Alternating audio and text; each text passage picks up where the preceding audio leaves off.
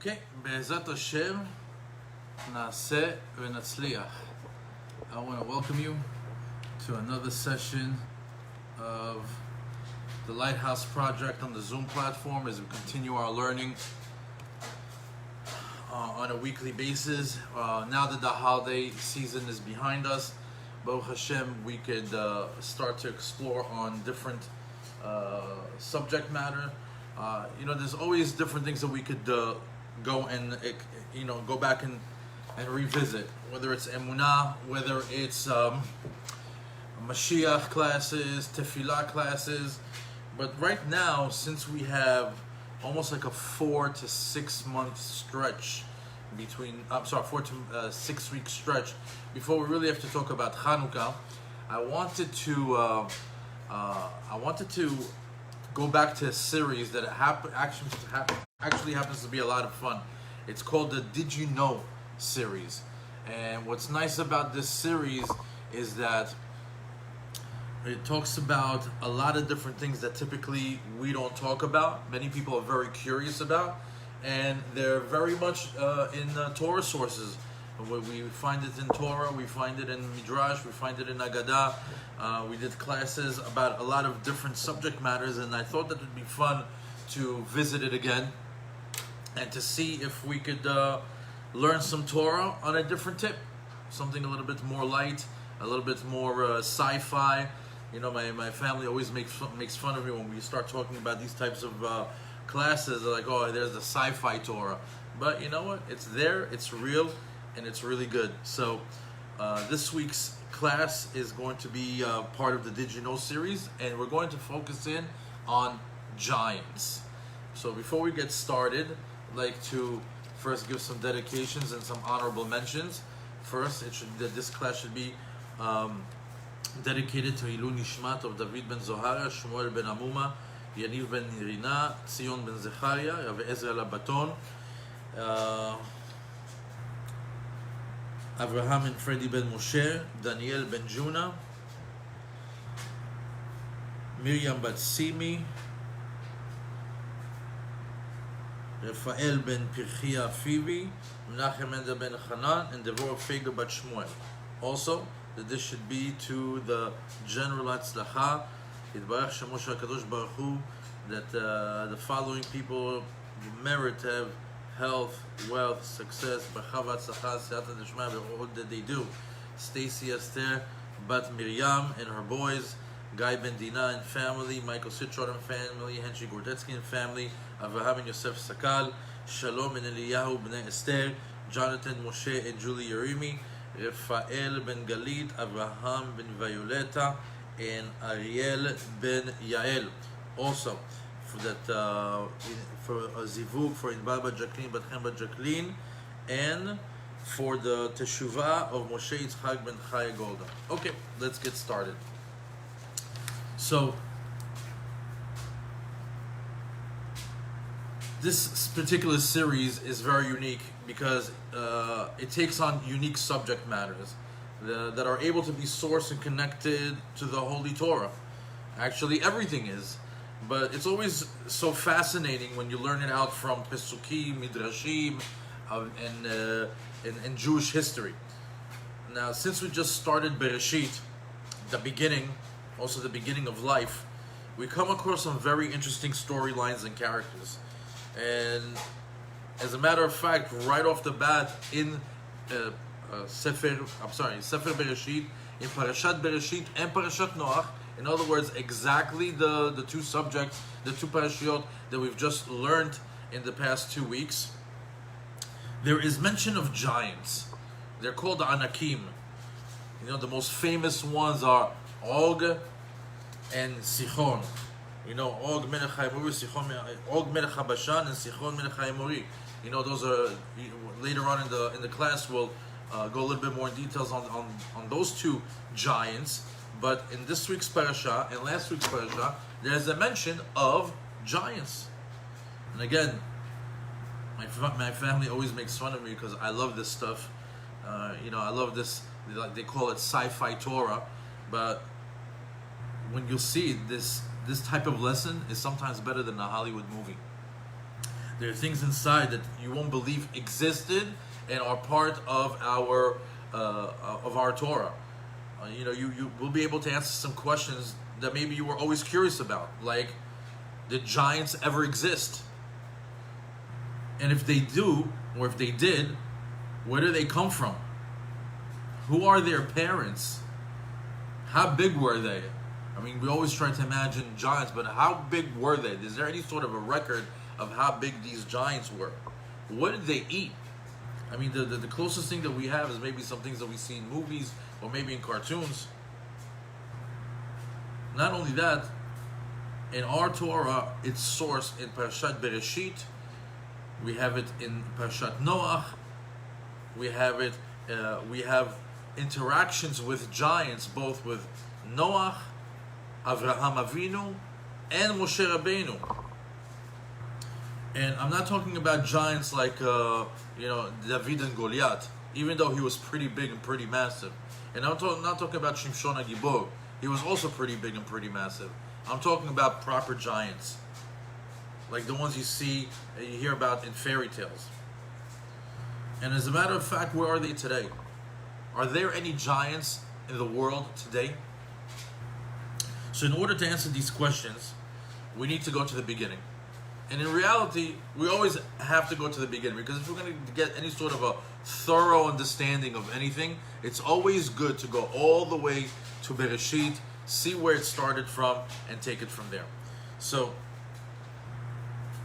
in the beginning, the Midrash says that when HaKadosh Baruch Hu wanted to create man, he asked the angels around him, or he conferred with the angels around him, and said, "Na'aseh Adam b'tzalmenu v'dmutenu." We know, let us make man in our likeness, in our image. And the original plan was to make man Rosh al kol malachei mala, to be the head, to be in charge of all the angels that are in the heavens. That he should be in charge of them and on top of them. And they will be underneath his rule, or underneath his command. Now, as soon as the angels, because we know that HaKadosh Baruch Hu created the world on the first day, Bereshit bara Elokim et hashamayim ve'et haaretz. So if you ever want to understand what happened in the first moments of creation, it's very simple. HaKadosh Baruch Hu created the heavens, and then he created the earth. And by saying created the heavens, I mean, we've just really compacted into one word, et hashamayim, a lot. Because when he created the shamayim, that's all the legions of angels and all the different levels of heavens all in one. And when it says the shamayim is corresponding to that. So imagine how many angels, and these are not like regular angels, these are angels that could create worlds, can destroy worlds, and they were going to take a human being from this world to be in charge of all that stock of angels in the shamayim. V'amar lo HaKadosh Baruch Hu, and they came to HaKadosh Baruch Hu and they said, "Ma enosh ki tizkerenu, halo hu atid lachto lefanecha, ve'lama ata mashpil otanu tachtav." It says, why are you bringing this human being amongst angels? Don't you know that he's destined to sin in the future?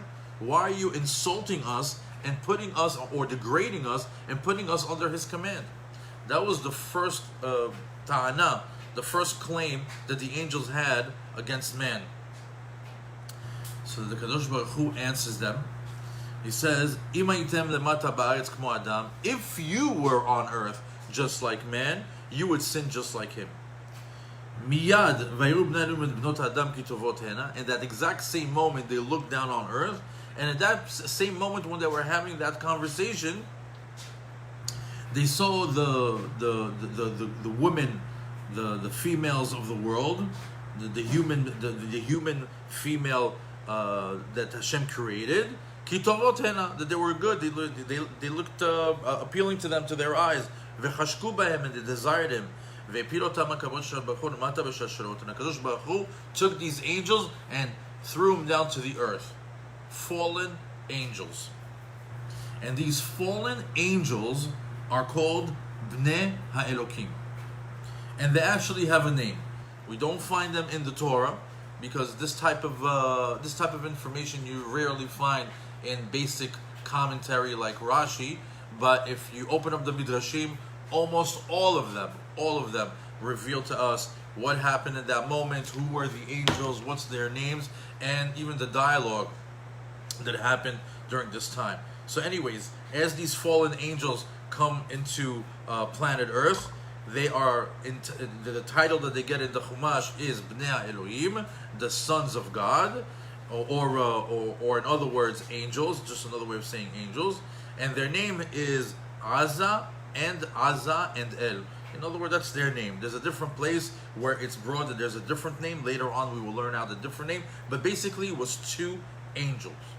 And these two angels happen to be, by the way, if we want to tie it in to some of our other learnings that we have, these are neshamot that the Erev Rav, remember this year we spoke a lot about the Erev Rav, the mixed multitude, that the originally we see it during the time of Yetziat Mitzrayim with Moshe Rabbeinu, and later on we see through the generations how they've constantly been a menace to the Jews, and how even recently now we were able to this year see the Erev Rav in Israel, the Erev Rav all over the world, and we know that they're part of the final story of the Geulah, having to deal with this mixed multitude of people that are within the Jewish nation.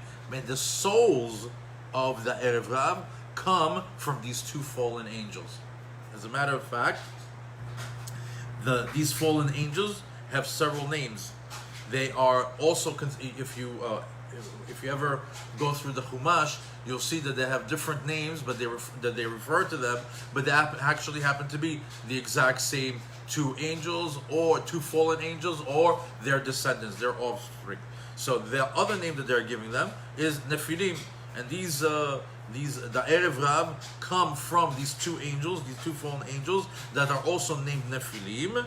And why are they called Nephilim? Nephilim comes from the word to fall, which is ironic. Pay attention how the word Nephil, fall, almost the Hebrew and the English is exactly the same on that word. So if you want to learn a good Hebrew word, Nephilim are the fallen ones. And that's why that's the title that we're given to these fallen angels. And why are they called the fallen ones? Why are they called Nephilim? Because they lowered themselves from their holiness. And how did they do that? By liznot achenashim shen tovot. They chased after the women, the human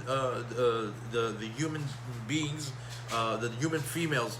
And mishum zeh, they lowered their levels from a holy level to a lower level.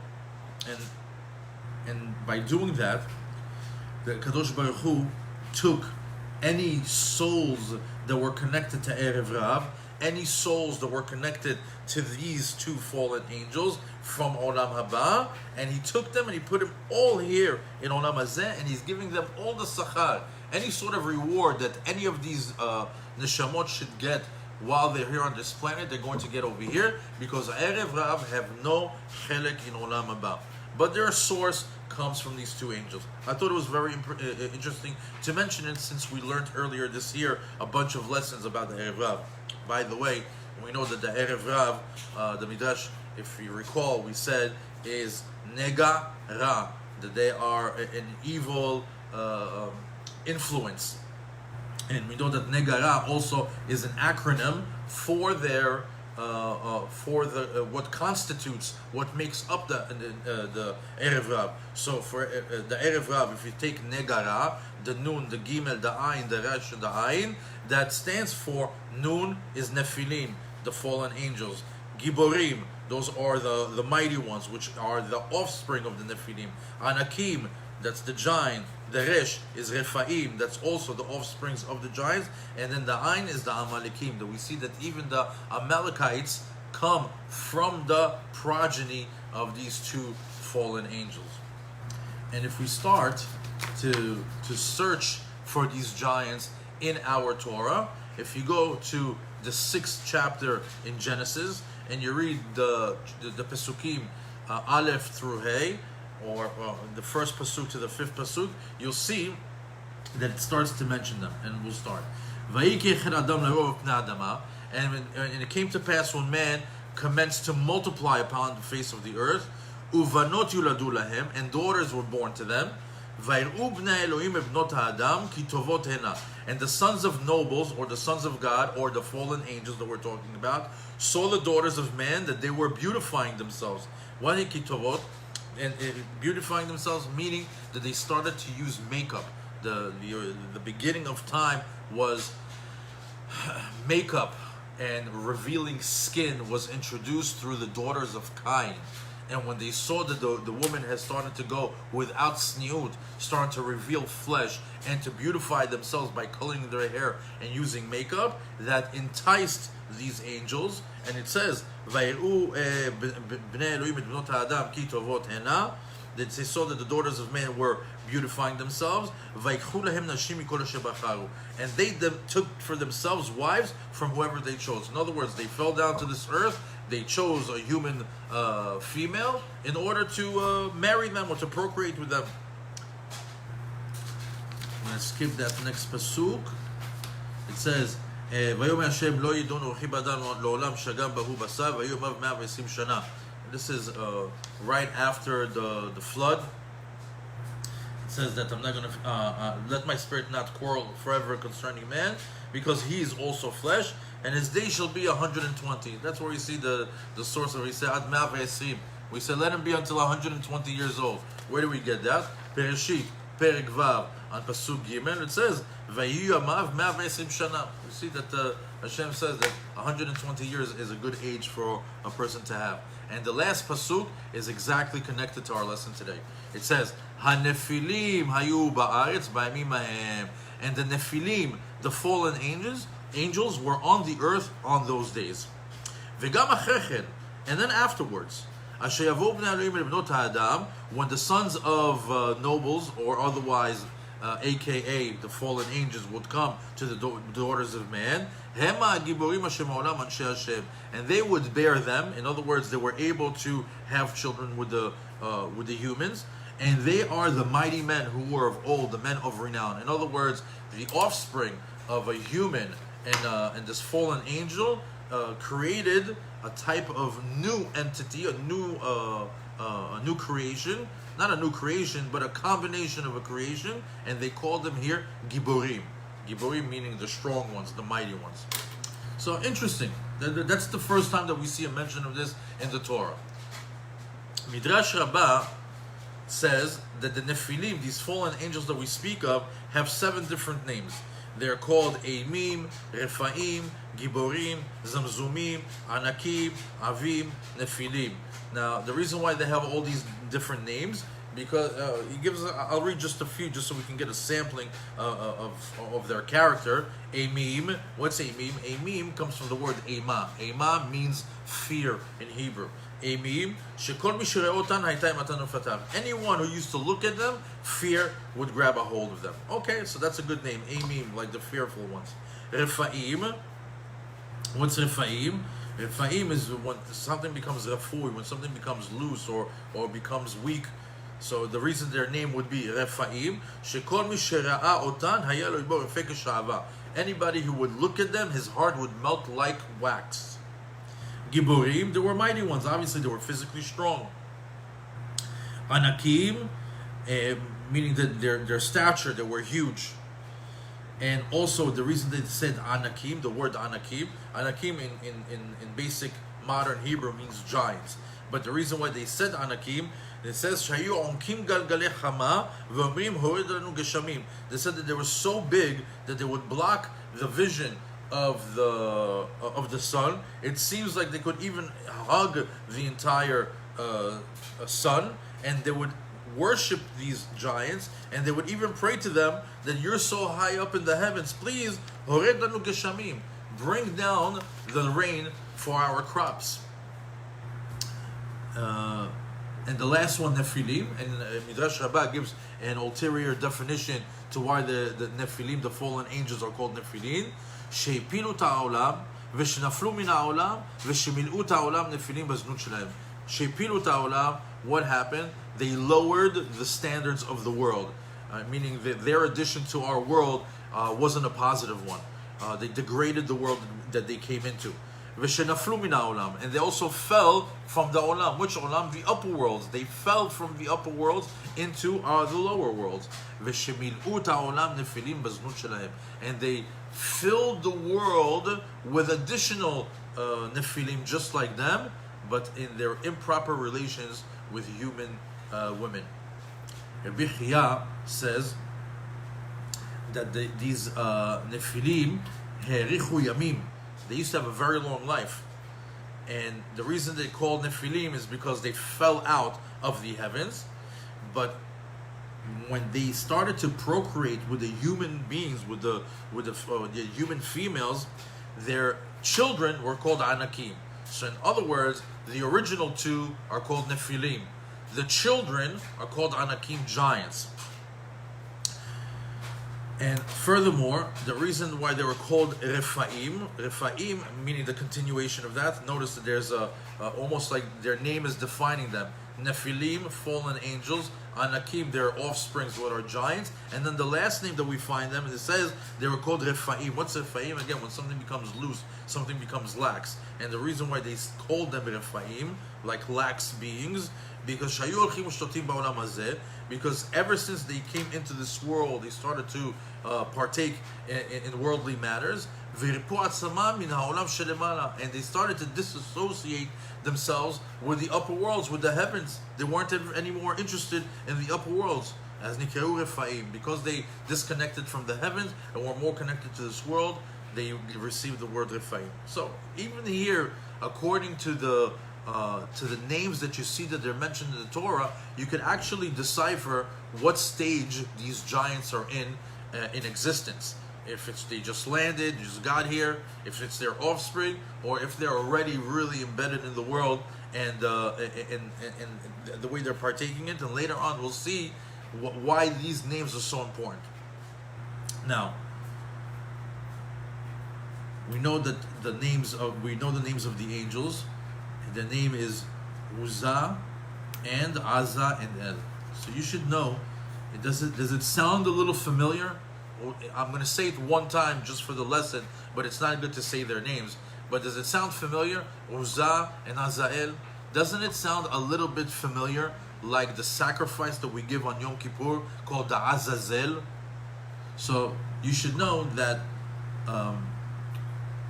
there's a midrash that says that two angels came down. One of them is the name that I just mentioned, and another one is actually it's just not good to say their names, so I'll just split it up. His name is Sameach and Zai. So there's Azza and El, and Sameach and Zai. Okay, those two angels came down. Sameach and Zai, or Shmach Zai, depending on how you want to read it. He did teshuvah. He came down, he saw everything was wrong, he did teshuvah, he went back to the heavens. The other one, the one that we're saying over here, that sounds like the Azazel offering from Yom Kippur, he's still here on this planet. And as a matter of fact, he's in Jerusalem, and he's buried inside a mountain. And as a matter of fact, during the times of Bet HaMikdash, we know that the Kohen HaGadol would take the goat all the way to a cliff, and the cliff that they threw the Azazel goat off of, where the Samech Mem would go and try to pick up the thousands of pieces of that animal that just got torn into pieces from the shards or from the rocks that it just hit. Underneath that mountain is where this particular angel is locked up and chained. Later on, we can see. I'm not going to mention it in this class, but if you want to learn more about it, there's Balak, Bil'am have visited with them. Shlomo HaMelech has also visited with them, and there's a lot of stories in the Gemara about them. But just so you can see that these two angels, one did teshuvah, went up, one stayed over here, and you can see that sometimes that even that their names that we say all the time, oh, the Azazel goat, the Azazel goat. The reason why we say it's the Azazel goat is because the goat goes to where Azazel is.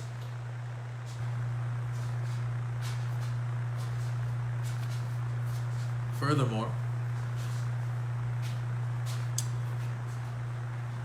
there's a question. This is where you try to make sense of things. If these are fallen angels and we are human beings, how are they able to survive in this world? How does it exactly work? I mean, angels are supposed to be made of fire. We are made of flesh.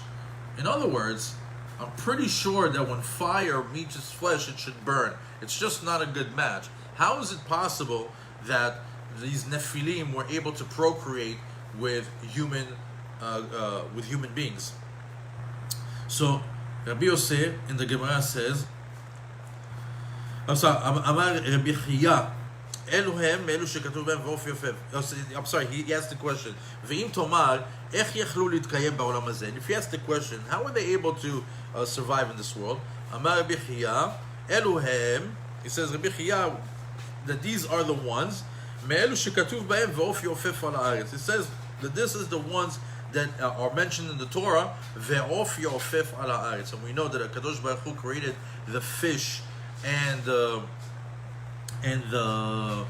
fish and the birds on Wednesday. I'm sorry, on Thursday. But he's saying over here, is revealing to us that when it says over there, Of Yofef, he was talking about these types of angels. And what did we learn about angels? The rabbi is revealing to us. We know that angels have a few things that are similar to human beings, and a few things that are that are exclusive to angels. I believe in this exact same series, Did You Know series, there's a class called Aliens. Well, we have, interestingly enough, we're doing Giants. A few years back, we did a class about aliens, and over there we detailed exactly what are the character traits of an angel versus a human being, where we're similar and where we're different. Over here, just in short, he's revealing to us that angels have the ability to look like human beings.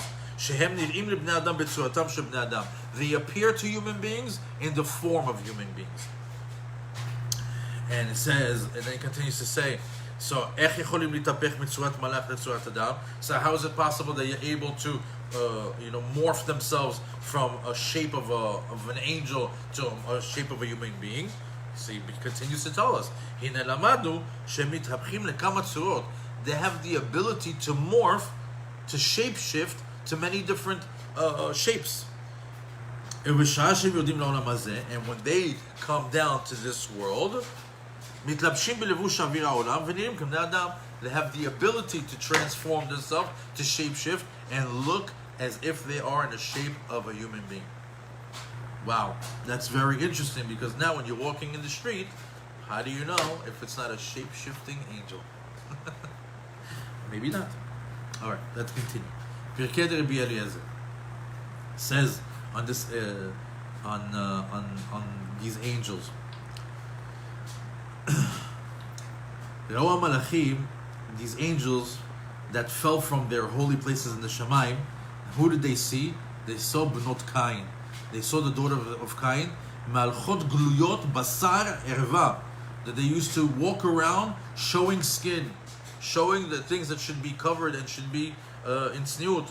Umekachrot Einehem Kezonot, and they would put a lot of makeup on their eyes like harlots. V'ta'u acharehen, and they coveted them and they went after him. And they v'lakchu mehen nashim, they took from these Bnot Cain. Rabbi Yoshua ben Korcha says that the Malachim are Esh Lohatim, exactly what we just said, as the chapter in Tehillim, the 104th chapter in Tehillim says, Misharetav Esh Lohet, that the angels are made of fire. Va'esh ba be'ila basar v'dam. How can an angel made from fire procreate with something that's made from flesh and blood? And how is it ve'ina sorefet taguf, and it's not even burning the body?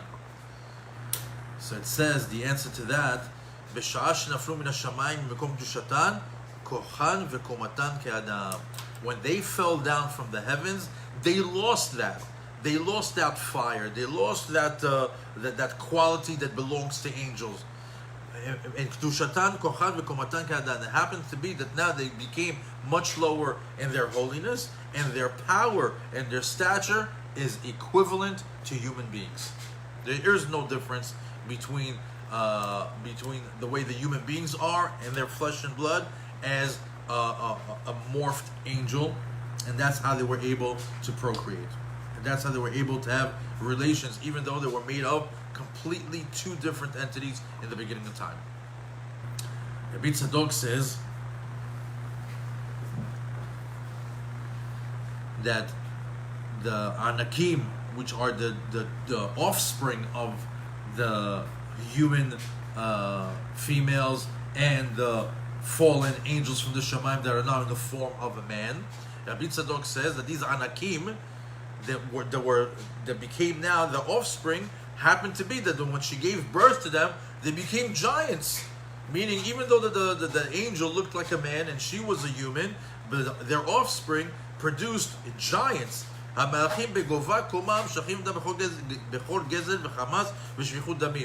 not only were they very tall in stature, but they were thieves, they were crooks, and they were murderers. As it said in the Sefer Bamidbar, now, interestingly enough, because their offspring was quote unquote half human, half fallen angel, Amar Rabbi Yehuda, the Gemara brings this, says, Mishum sha'anakim ba'u mitzad zeh u'mitzad zeh, since the Anakim, again, Rephaim are the fallen angels, their offspring is Anakim. So now we're talking about the offspring. Mishum sha'anakim ba'u mitzad zeh u'mitzad zeh, since the Anakim come from half fallen angel, half human being, behind tzad melachim, tzad bnot adam, they became, that the Rephaim saw that their offspring were Anakim, that the Rephaim started to completely forsake heaven and have no interest in actually going back to the heaven or going back to their old status as angels. And this offspring of Anakim, Hayu Marichim Yamim, they would live for a very long time. But what happened is, when they would live for a very, very long time, eventually half of their body would give out. Half of their body would weaken. And half of their body would actually die. Which one is it? The human side of their body eventually expired. The human part of that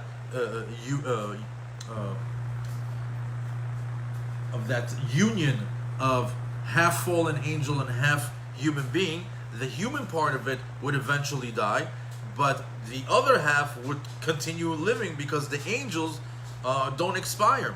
Because half of them was comprised of angels that don't die, and half of them from human beings that do die, what they would do is, at the end of days, when their bodies would give out on them, they would commit suicide. They would take these special herbs that are deadly, and they would eat it and die. And that way they were able to completely finish the story, because they couldn't just be a fallen, I guess, angel inside a dead body, because the body would expire on them. So they finish the job completely and commit suicide with Samamavet. What's Samamavet? What is this drug of death? We don't know, but they said it's a special esef, a special grass that is found in the field. And because they wanted to kill himself at the end of days, they were once again now getting the new title of Rephaim. What's Rephaim? It says another way that they would that they would kill themselves is that they would go to the middle of the ocean and they would drown themselves. And they would call it Rephaim. They would loosen themselves from the grip of life and they would die. So we see that maybe a good place to find maybe bones or giants artifacts is not in forests and not in on land, but maybe in the sea, because that was the place where they would go to commit suicide. And their wives, as a matter of fact, the Midrash speaks about it also. They were Hayum ibnot Adam apchutot. They said they were the lowest level females that were around. And since once they became impregnated by these giants, the womb, the baby in their belly became so big and so huge that they couldn't carry it a full term of 9 months, and it would fall from their belly. Nafal ma'arechem. And that's why they get the word Nephilim. Again, what's the word Nephilim? When something falls. So the reason why they got the name Nephilim is because the actual womb would drop from their belly because they couldn't hold it because of the size of the giant, of the size of the offspring of that baby. So that's another reason why they called it Nephilim. So it's good. We got a bunch of explanations about their different names, about their nature, where they came from, their source, who they were. But now, let's go a little bit further. These giants roamed the earth for hundreds and hundreds of years. As a matter of fact, they were on this planet for, if you say that they were the daughters of Cain. Cain was the first man, was the first, Adam's son. So we know it's from the beginning of time. So they were able to be here for, I would say, hundreds, if not maybe about 15 or 1600 years on this planet until the generation of the flood. And we know that the generation of the flood is the flood of Noah, this week's parasha, that all of existence, all is getting wiped out. HaKadosh Baruch Hu gave instructions to Noah to pack up his family, which is Noah, his wife, Shem, Ham, V'Yafet, and their wives, which is a total of 8 people, and 2 of each animal, and 7 of each animal that is kosher, and they packed them all up to a boat, and HaKadosh Baruch Hu brought a mabul of 40 days and 40 nights of an intense rain, also 150 days of the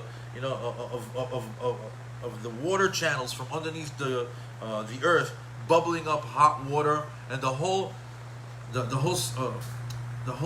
scenario, the whole situation lasted roughly close to a year, maybe about 10 or 12 days shy of a year from the minute it started raining till Noah came out of the ark.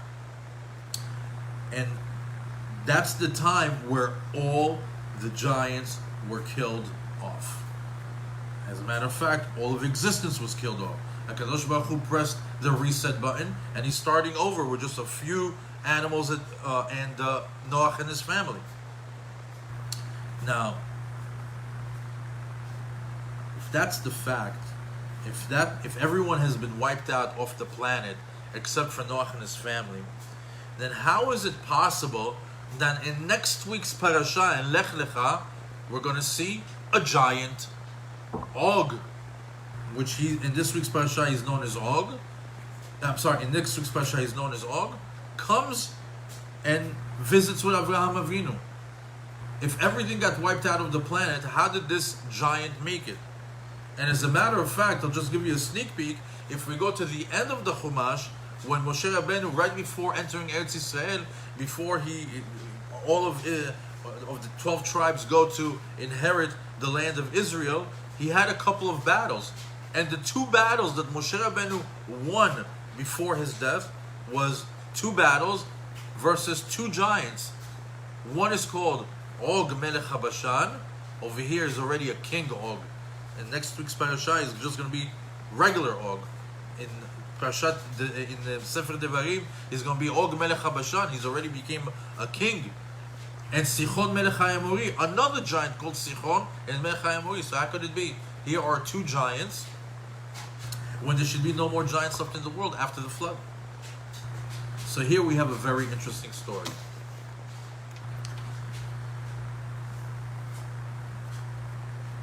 Noah, when he was leaving, getting on the boat,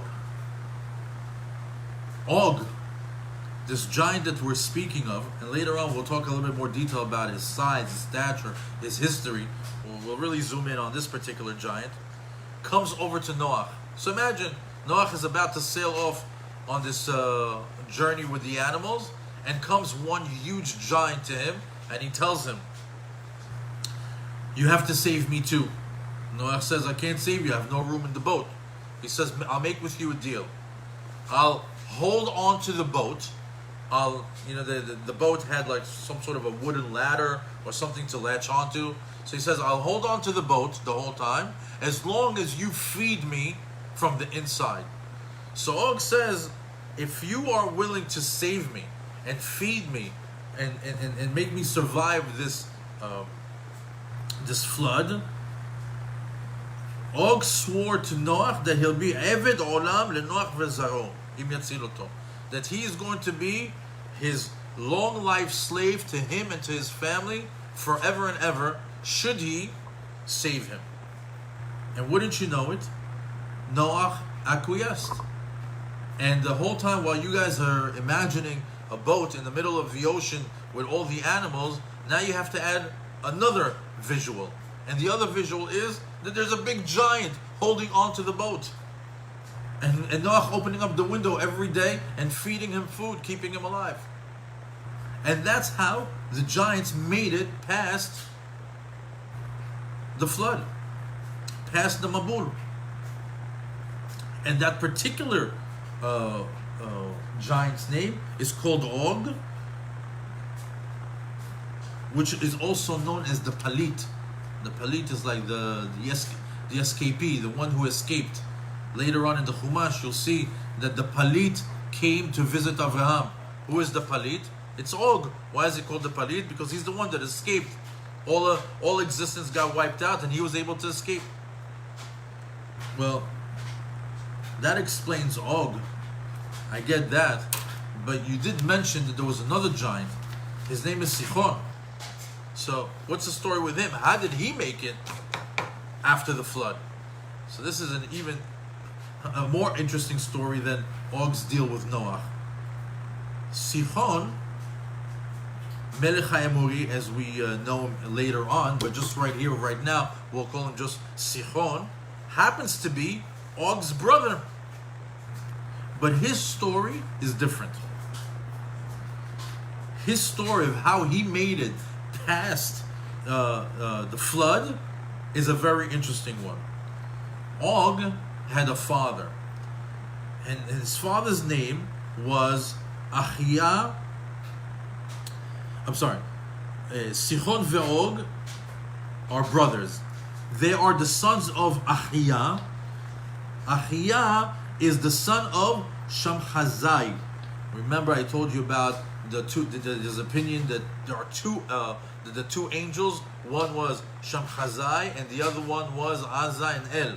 So Azza and El, I told you where he is right now. This is the angel that made the teshuvah and went back to the heavens. However, Og and Sichon are the grandchildren of this original fallen angel.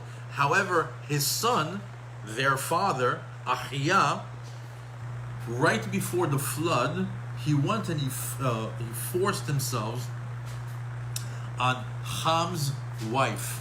Remember, Noach had Shem, Ham, and Yafet. Ham, his wife, was taken forcefully by Achia, and he impregnated her.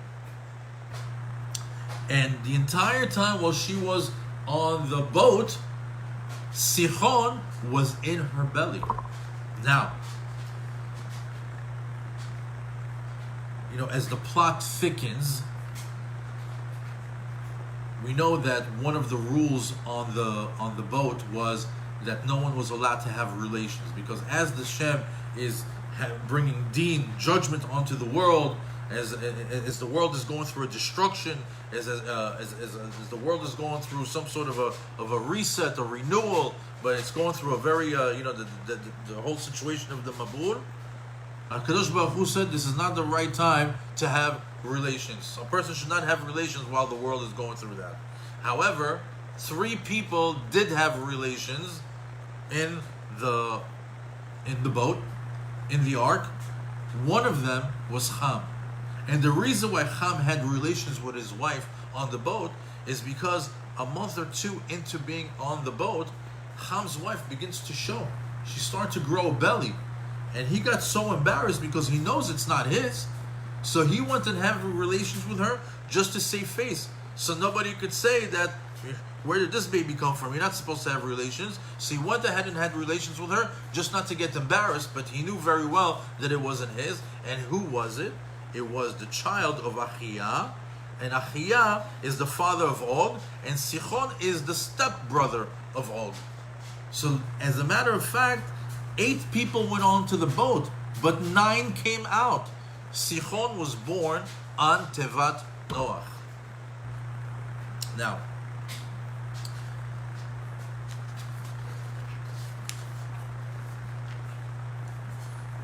as they come out of the boat,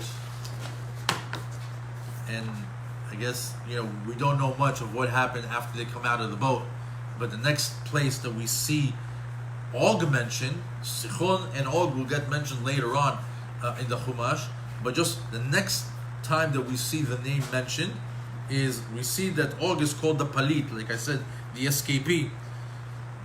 And we see that Og, all of a sudden, comes to visit Avraham. So Pirkei Rabbi Eliezer opens it up for us a little bit and says, remember Avraham Avinu in Parashat Lech Lecha, next week's parasha, we're going to hear about Avraham Avinu, the first one to discover monotheism and to promote Hashem in the world.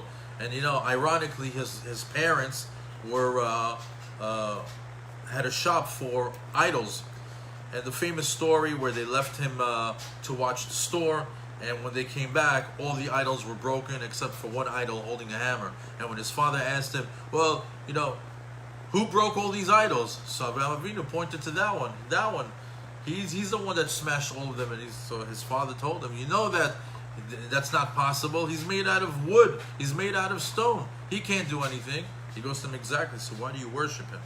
So Terach, Avi Avraham, his own father, reported him to the king, which, by the way, the king believed that he was a god himself. And Terach takes his own child and reports him and brings him in to Nimrod, and he tells him, not only does he not believe in idols, but he doesn't believe in you. So Nimrod tested Avraham Avinu's God. He says, oh yeah, you think your God can save you from my God? And he threw him into an inferno. And he stayed there for 3 days. And it says that when Avraham Avinu came out of Ur Kasdim, when he came out of that inferno, all the Gdolei Hador, all the real important VIPs of that generation stood there and started to give him gifts, because he really proved that he was not only unique, but very special, but definitely that God is with him. Even though they didn't believe in a God, but they saw that he had some sort of special protection, and Avraham Avinu was definitely a holy man. Nimrod, who's the guy who threw him into the inferno, gave him a gift. And what was the gift? V'amad Nimrod v'katav. It says over there, V'amad Nimrod v'natan lo avdo Eliezer Avraham. Nimrod, the evil king of that time, the dictator, had a servant, by the name of Eliezer. And he gave this servant the name of Eliezer to Avraham. And the Midrash tells us that the Eliezer, the faithful servant of Avraham, is actually who? Og. Later on we can see the Arizal reveals to us how we can learn out that Eliezer, the servant of Avraham, who's also known to have gone into heaven directly, is also Og. How is it possible? Is Eliezer, the faithful servant of Avraham Avinu, a regular looking human being that went straight to heaven? Or is he this huge evil giant that we're learning about? Well, maybe I'll reveal it here. The Arizal says that there's a very rare thing of a split soul. And Og and Eliezer had a split soul, where they were actually both Eliezer and both Og. The difference was that Eliezer was all the goodness of that soul, and Og was all that was evil in that soul. And there were actually two different entities. That's the revelation that the Arizal gave us in his book Etz HaChaim. But for our lesson, let's continue with understanding that Nimrod gave as a gift Eliezer, who's Og to Avraham. So here we have Avraham Avinu, who has an assistant who is a giant. Look at this visual. Just imagine. In a minute we'll see how big Og is. And by the way, he if we remember the story of Eliezer, it's a very short story. Not only was he the faithful servant of Avraham Avinu, we know that also when he went to war, when they said, there's a pasuk that says that that Avraham Avinu went to war with 318 soldiers. 318 soldiers. Rashi tells us that it's Eliezer. What's Eliezer? If you take the numerical value of the word Eliezer, the Aleph, the Lamed, the Yud, the Zayin, the Ayin, and the Resh, you're going to get the equivalent of 318. And the Midrash also tells us that Og had the power of 318 men. So you can see everything starting to become interlaced, interconnected. And after the wars, and after him being a faithful servant, we know that he also served as a matchmaker when he sent him over to Lavan's house to find Rivka for Yitzhak. And when he came back after his faithful service, Avraham Avinu released him, and he gave him his sachar ba'olam hazeh. And we see that HaKadosh Baruch Hu actually gave him his reward in this world in the form of what? That later on we're going to see that Og is introduced to us as Og Melech HaBashan. He became a king of an area called Bashan in Israel. But we see that once again, let's just get the chronology, that right after the flood we see that he pops up again with Avraham Avinu, that he was given to him as a present by Nimrod. The Zohar says that Og shenidbak be'Avraham, that he clinged on to Avraham. He was part of the caravan that traveled with Avraham. He was one of the people that lived in his house. In other words, they're part of the people that were part of his household, or the group of people that traveled with him. Avraham, and when Avraham Avinu got a Brit Milah, it says Kol Anshe Beto. It says that Avraham Avinu circumcised all the people of his house, including Og, who was considered a member of his household. And over here we see She'og Nimol, that Og, this giant, also got a Brit Milah. How interesting.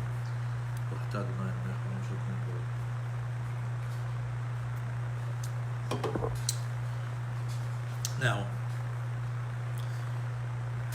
since he's known as Abraham's trusted servant Eliezer, Yalkut Shimoni brings a little bit of a description of this giant. He says Eliezer, that each step would be 40 mil. Mil is like a measurement of a measurement that I believe mil is very close to a kilometer.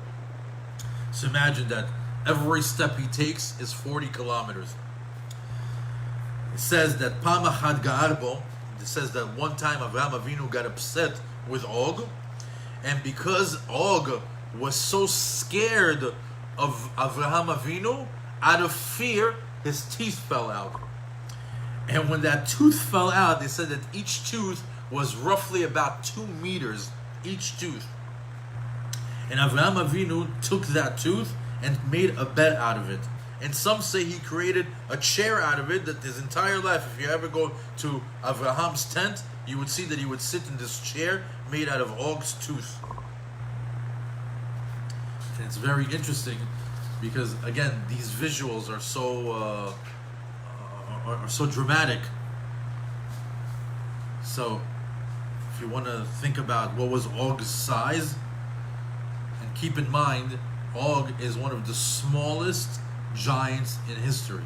He's one of the last ones. The ones that came before him were way, way bigger. As a matter of fact, Rav Yitzchak Cohen, in his class about Og Melech HaBashan, was saying that even the measurements that are given to us right now, that we're thinking that he's so huge and he's this tall and he's this wide, he says it's not even close to what he really was. This is just when we're saying that this is 300 amma, an amma, this is an amma, a forearm is an amma. So they describe to us that he is that Moshe Rabbeinu was 15 amma. Moshe Rabbeinu was 3 meters tall, and when Moshe Rabbeinu jumped off of a cliff to try to, there was a fight between Moshe Rabbeinu and Og. Later on, we'll go into details of it, and he was only able to injure him on his ankle, and they said that his ankle was only about 30 amma, meaning 30 amot, which is like about half a meter. Later on, the rabbi said, who says that it's not 30 amma of Og, not of the human being? Several places we see that they're talking about 30 amma according to Og's amma, not the human amma. So, again, as much as we'd like to get an imagery, you can just imagine the size of this particular individual. So, Masechet Sofrim brings about his size. It says that when Og went to build, when he finally was released by Avraham as his servant, and he went to go and become a king in the Bashan, he started to build buildings. Ubana shishim ayarot. He says he built 60 different providences. Vakatan shebahem haya govan shishim ir. And the smallest providence, or the smallest area of living that he was in, the height was shishim mir, 60 kilometers in height. As it's stated clearly, shishim ir korchev l'argov. This is when they were when they went to Israel, the spies, they came and reported that they saw buildings of that height. And what would he eat? 1,000 shvarim. He would eat 1,000 cows a day. V'kol min chaya, or any other animal that came his way. V'shtiyato 1,000 midot. He would drink almost like 1,000 barrels. Uma shayta tipat zriato 36 litrit. This I won't mention. Furthermore, it says that when he created furniture, like a bed to sleep in, or utensils to use, everything had to be made out of metal or steel, because anything that was made from wood, he would just crush and brittle and fall apart in his hands. Furthermore, just a little bit more biography about Og. Why is he called Og? It says that his name is Og al Shem Ogot Matzot, because of the Ogot Matzot, because of the matzah. Shoto et shenishba lo Pesach haya, because we know, again, in a couple parashiyot from now, Lot, Abraham's cousin, or maybe Abraham's nephew, is going to get into trouble. He's going to get into trouble in Sodom. And who's going to come and report to Avraham Avinu that his family is in danger? It's going to be Og. And when did he come from Sodom to report to Avraham that Lot is in danger? It happened to be around Pesach time. And what was Sarah doing? What was Avraham doing? They were getting ready for Pesach, and part of what they were cooking was baking, or is matzot, Ogot matzot. So because he came during the time of Ogot matzot, they called him Og. Now, Og, when he came, it says, Vayavo hapalit vayaged laAvraham ha'ivri. It says hapalit, the escapee. Again, the palit is talking about Og. Came to Avraham and he told him about his family member, about Lot being in trouble. However, he had an ulterior motive. He did this lira'ah. He didn't do this out of good intentions. He actually had evil intentions behind it. He says, what did Og say in his heart? He says, Avraham loves Lot. And he made him a promise that if he ever gets into trouble, he's going to come and save him. Now that Lot is captured, he's in captivity, I'm going to come to Avraham and I'm going to tell him, you got to go and now save your family. You got to go save your cousin. He's in the middle of a war. And while he goes there, Avraham will get killed, and then I will take Sarah, his wife, for myself. So his whole intention was to report to Avraham that he needs to come and fight the war against the 4 kings and the 5 kings in order to rescue Lot. But in reality, he just wanted Avraham to die at war so he can take Sarah for himself. So we see that he had bad intentions by coming to Avraham Avinu. However, Og got both a reward and a punishment for this action, for this service to Abraham. It says in Midrash Rabbah,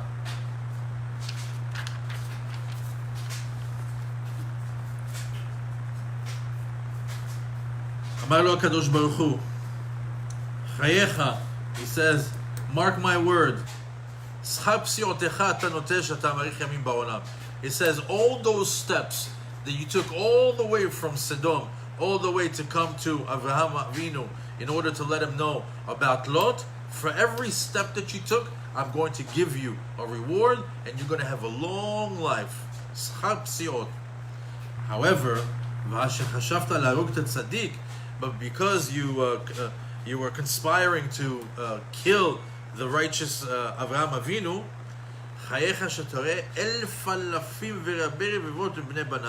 you're going to see thousands and thousands and hundreds of thousands of his children. And at the end, you are going to fall into the hands of the children of Avraham Avinu. As it is said in the Pasuk, it says, the Pasuk says, don't fear Og, because I'm going to put him in your hand, you're going to be able to defeat him.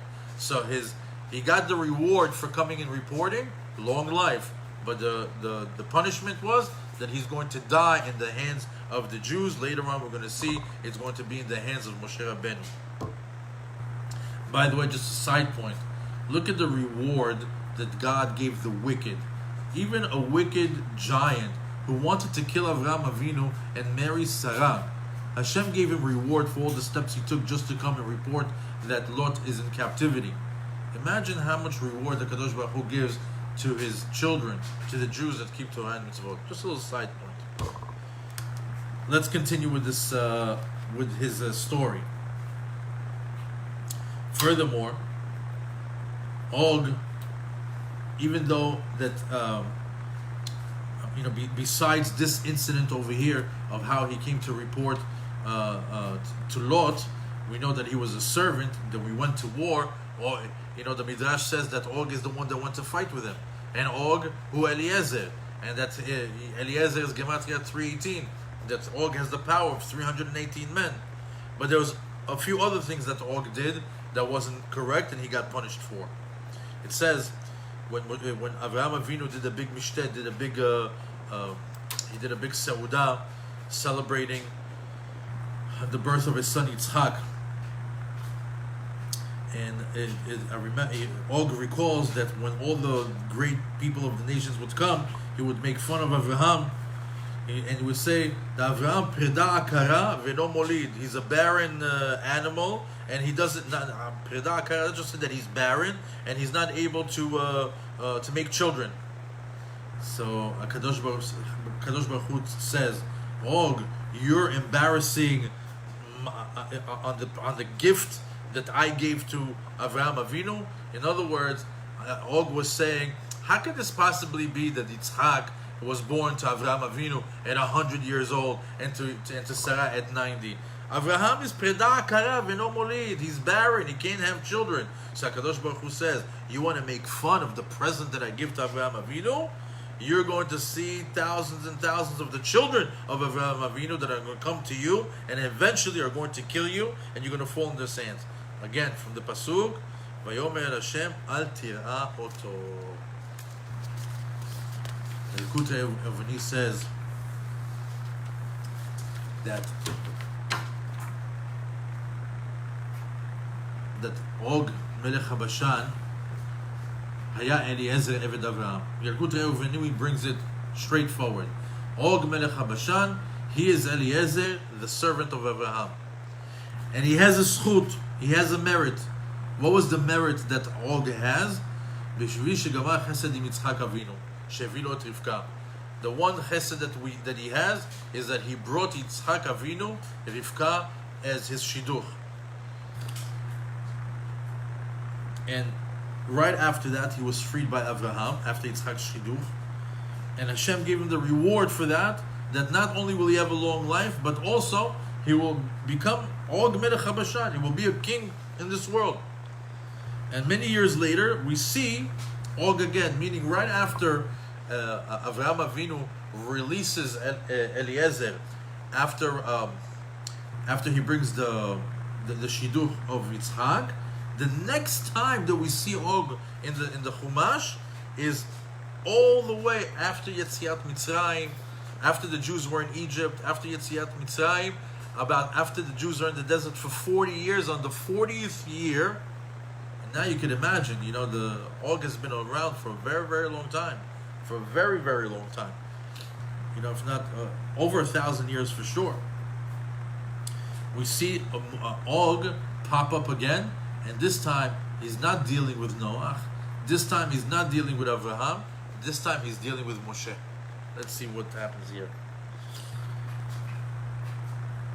It says, when the Jewish people went in the direction of the Bashan, an area called the Bashan, Vayatza Og Melech HaBashan Likratam, and Og Melech HaBashan came out to greet them. Hu v'chol amo, Hu and him and his entire army, his entire nation and his army, Edrei, to go fight the war against the Jews. Vayomer Hashem and Moshe, Al tira oto.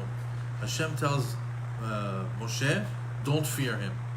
Ki biyadecha natati oto v'et kol amo v'et atzo. I'm going to put him and his nation and his whole land in your hand. And he says, and you should do the exact same thing that you did to Sichon Melech HaEmori, to his brother, because prior to this battle with Og, Moshe Rabbeinu already killed his stepbrother Sichon in a place called Heshbon. Later on, we'll see the significance of the words Edrei, which is the place where Og came to fight Moshe Rabbeinu, and the place called Heshbon, which is the place where Sichon came to find Moshe Rabbeinu. A great, great lesson to learn. We'll learn that at the end of the class, Bezat Hashem B'neder. So now, we have over here the battle. Kadosh Baruch Hu tells Moshe Rabbeinu, Al tira oto, don't fear him. Why should he fear Og? Moshe Rabbeinu has gone through so many wars. He's gone through so many battles. What would be the thing that, not only that, he's Eved Hashem, he has 100% full trust in the Kadosh Baruch Hu. Whatever Kadosh Baruch Hu tells him, that's what's going to be. I mean, he proved it with Paro, he proved it with the splitting of the sea, he proved it with all the miracles in the desert. Why would he doubt right now? Why would he question? Why would he fear to fight Og? So here, there's another interesting midrash. It says, Kadosh Baruch Hu tells Moshe Rabbeinu, Al tira oto, don't fear him. But the word oto, which means don't fear him. The word oto, in Hebrew, we have to understand the distinction of the word oto. There's a word called, there's a word in Hebrew called ot. The word ot can be defined in many different ways. Ot is a letter. Ot is a sign. Jewish people have otot. They have signs. What are the signs? Tefillin is an ot. Shabbat is an ot. Brit Milah is an ot. There's many things that are considered ot, a sign. So here, when HaKadosh Baruch Hu tells Moshe, Al tira oto, don't fear his ot. Which ot? Don't fear the Brit Milah that he did with Avraham Avinu. Because Moshe Rabbeinu was looking and he's saying to himself, what merit does this giant have that he's been around for so long? What merit did this giant have that he's been around for so long? And not only been around for so long, he's a king, and now I'm about to face him. Maybe he has some sort of merit that is protecting him. So he thought that maybe it was the Brit Milah. So Kadosh Baruch Hu tells him, Al tira oto. Don't fear that merit. That Brit Milah that he did with Avraham Avinu. Ki biyadcha netati. He says, I'm giving it to you in your hands. And the reason why? Because Pagam et Roshem Abrit Shelo. We know that a person that protects his Brit, nobody can touch him. Nobody can harm him. And he's letting us know that if you worried about the Brit Milah that he did with Avraham, he already desecrated that Brit Milah a long, long time ago. That is not protecting him anymore. And as it says, anybody who who desecrates the ot, the Brit, he's worthy of being extracted from this world.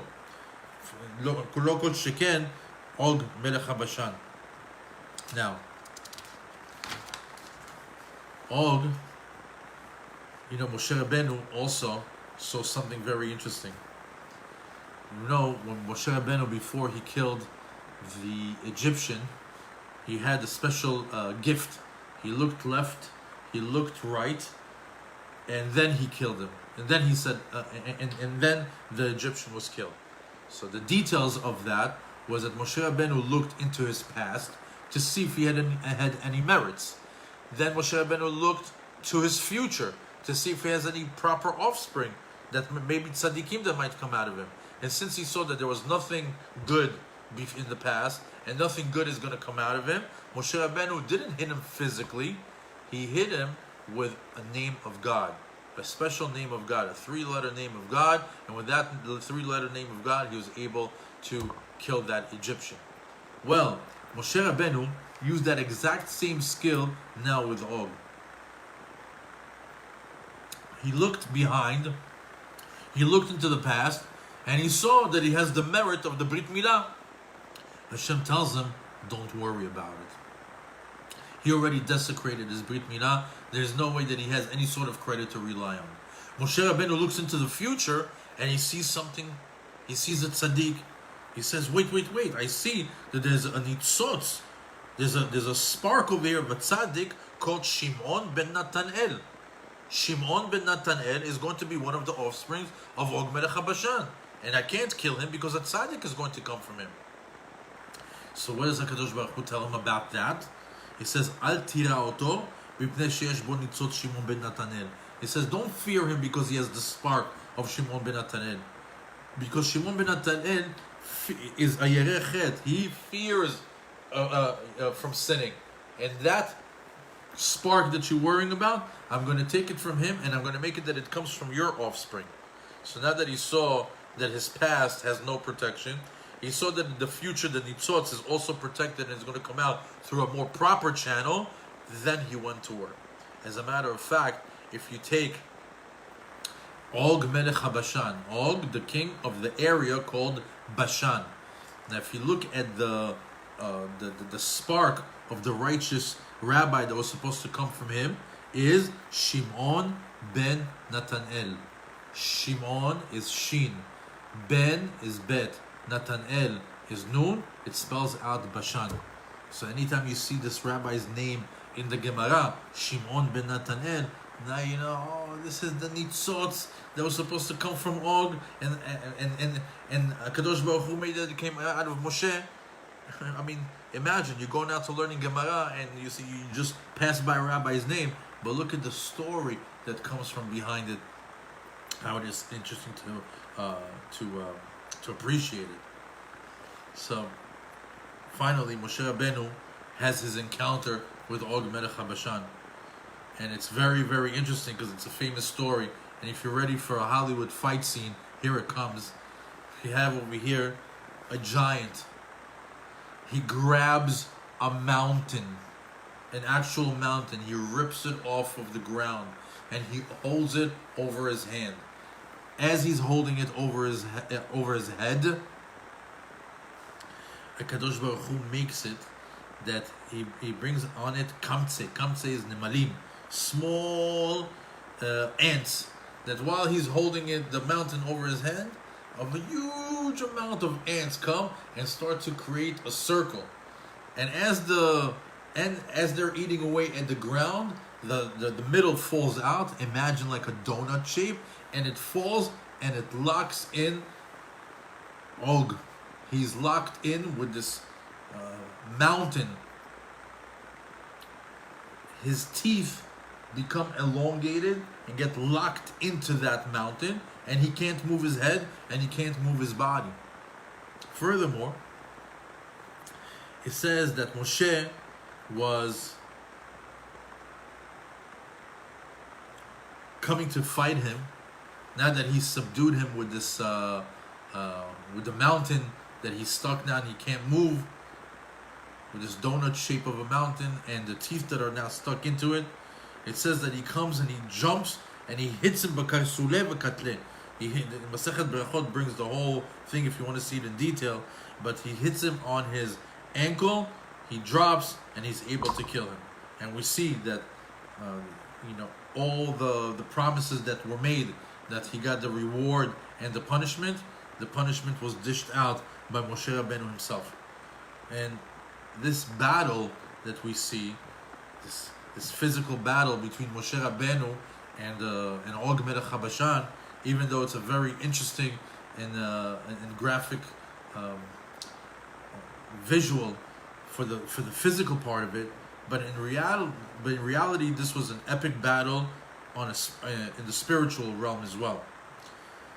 Aharon and Moshe represented two forces of Kedusha in the world. The opposing forces in the world to Moshe and Aharon were the two giants, the two brothers, Og and Sichon. Now, Og and Sichon were in the Tum'ah, Moshe and Aharon were in the Kedusha. And right after Moshe Rabbeinu killed Sichon and killed Og, right after, you'll see that the chapter that follows it, Moshe Rabbeinu gives the rebuke to the Jewish people. Right before entering Eretz Yisrael, he gives them a very harsh rebuke. And the rabbis ask, why did he wait till right before they're going into Israel? Is that the proper time? Shouldn't he have done it maybe a little bit before, a little bit earlier? Maybe he should have done it at a different time. Why specifically, right after killing Sichon and Og, he gives a very harsh rebuke right before entering Eretz Yisrael? So this is a great question, and there's a great answer. It says, the pasuk says in Bamidbar, on the first chapter, on the fourth pasuk, אחרי הכותו את סיחון מלך האמורי, אשר יושב בחשבון, ואת Og מלך הבשן, אשר יושב בעשתרות באדרעי. It says, after Moshe Rabbeinu killed Sichon Melech HaEmori in the area of Cheshbon, and Og Melech HaBashan, who was living in the area of Edrei. And over here, there's a very special distinction on why they're mentioning the place of where it happened. So the answer is like this. The Sfat Emet brings this explanation, and it goes like this. Sichon and Og are actually representatives of two klipot, two negative spiritual peels or barriers in this world. Sichon, his klipa is, remember, Sichon died in Cheshbon. Cheshbon means to make calculations, right? So Sichon's klipa is the klipa that had to do with thinking, bad thoughts, bad intentions, foreign thoughts, anything that has to do with Tum'ah, and it would implant a lot of foreign ideas, foreign thoughts, foreign thinking in the minds of Am Yisrael. So as long as Sichon was around, the thinking klipa, the negative thinking klipa, was still part of the world. As far as Og, his klipa represented the ta'ava, the desire for things that are very evil. He had ta'ava for things that were very vile. He had things that were wicked-hearted concept. And as long as he was alive, the evil hearts and the overwhelming desires and strange desires would be embedded in the hearts of Am Yisrael. So as soon as Moshe Rabbeinu got into that fight with Og and Sichon and killed them, he was also able to nullify the klipot of foreign thinking, bad thoughts, and anything that had to do with impure thinking or impure thoughts of Am Yisrael. And also, he nullified the klipa of the strange desires, the wrong desires, the wicked heart that would be said. And that's why at that moment he was able to give a very powerful rebuke, because those two klipot were no longer part of the world, so they were able to be more accepting of the harsh rebuke. Had he done the rebuke prior to that, Og's klipa and Sichon's klipa, the machshavot, the ta'avot,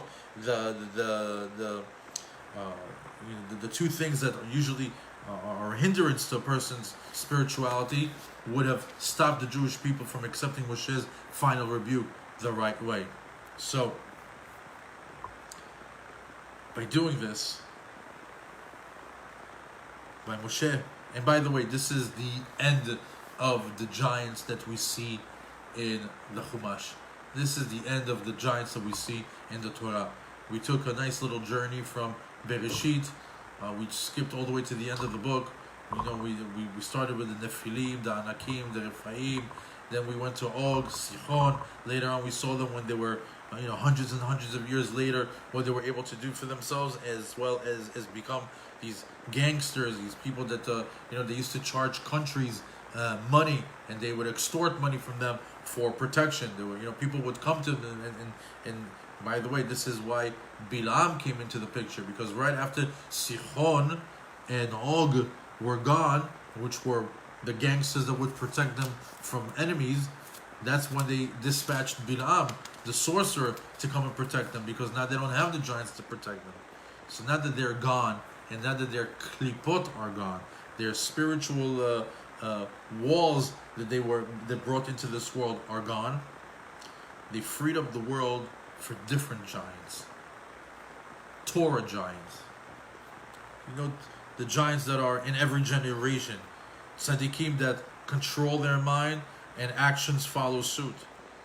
You have to understand that even though this is a great story and great information about the history of mankind from the beginning of time, but we have to know that those two kelipot that Moshe Rabbeinu nullified by killing those two giants are nowadays, and in the past, in the present, and in the future, allowed us and will allow us to have Torah giants, people that are able to sit down and learn with pure thinking and with pure actions. In conclusion, I just want to say one thing. You can believe or not believe what we learned today. Me, I love this stuff, and I know it's true, and I know it's real. I must have quoted maybe 20 Midrashim, Zohar, Torah, Mefarshim. I mean, we went from Rishonim, Achronim. We touched everywhere. Bigger and holier rabbis than us have looked into this matter and wrote on it, and almost all of them are writing the exact same thing. It seems like this is like a masoret, a heritage that's been passed down from generation to generation, and this is why we have this information available to us. Just because we don't see it, just because it's not part of our generation, doesn't mean that it didn't exist or hasn't been here on this planet. Even though I don't know if they've dug up any bones the size of Og. If just 30 meters is his ankle, how big can he be? If that's 1/10 of him, he should be 300 meters, if not more, in height. Where you could say, where are those bones? Show me everything that you're speaking of. Well, I just want to tell you one thing. Whether you believe or not believe everything that we learned today, whether we have yet to unearth the bones of Og, of Sichon, or whether we find that bed or chair that was made from his tooth that Avraham Avinu used to sit on, what we have here now is the opportunity to believe the words of our sages. La'amin b'divrei chachamim ve'lekabel sachar. To believe the words of our sages and receive reward. To have emunat chachamim. What's emunat chachamim? That you have full faith in the words of our rabbis. Meaning that you don't believe just 99 or 90% or 70% or 50% or 10% of the rabbis.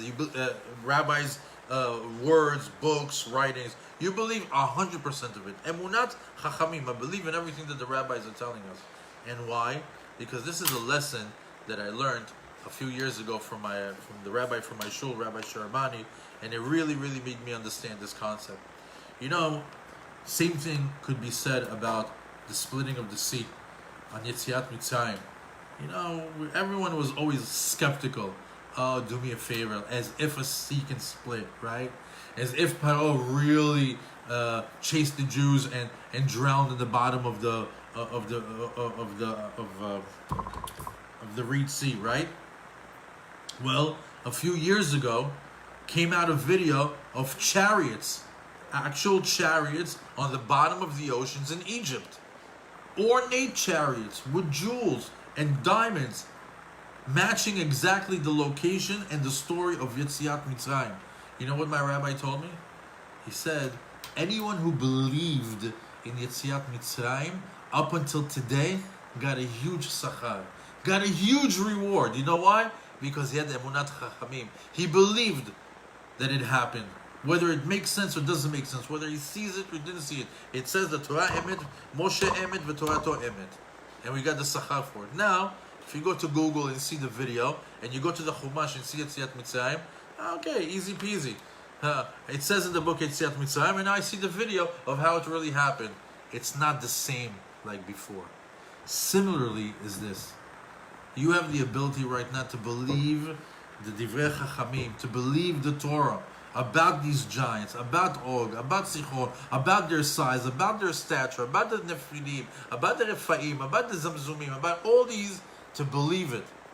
Because in a year from now, or 2 years from now, or 10 years from now, or I don't know how long it is if Mashiach doesn't come by tomorrow, and they revealed those bones, you'll get credit that you believed it because the Torah said so. You believe it because the Chachamim said so. Because once they unearth those bones, anybody can believe it, because you got to see it to believe it, and you'll see it. We have the opportunity right now to have emunat chachamim, to believe in the words of the chachamim, and to receive the reward, and to enjoy the fact that our story, that our chumash brings the source of how these things happen, and we know where they came from, what they did while they were here, and now that they're gone. This is a very interesting class. I really enjoy the Did You Know series, because I always talk about weird things that are very interesting, but are always Torah based, always found in Gemarot, in Midrashim, in Zohar, and it's always good that we can talk about so much Torah about a subject that you might have never even thought to speak about, like giants. So, Hashem varech atkhem, v'sameach atkhem. I hope you enjoyed this class. We might be doing a couple more in this series of Did You Know, to see if we can get a few more fun classes in before the holiday season, before we have to start talking about real things like Emunah and Mashiach. טוב, שהשם יברך אתכם, שמח אתכם, שיתו ליבכם לחינם, בסגור מתן למד הסבירות דור אחרון. I'm going to leave the Zoom platform on for anybody who has any questions, and then we'll take it from there.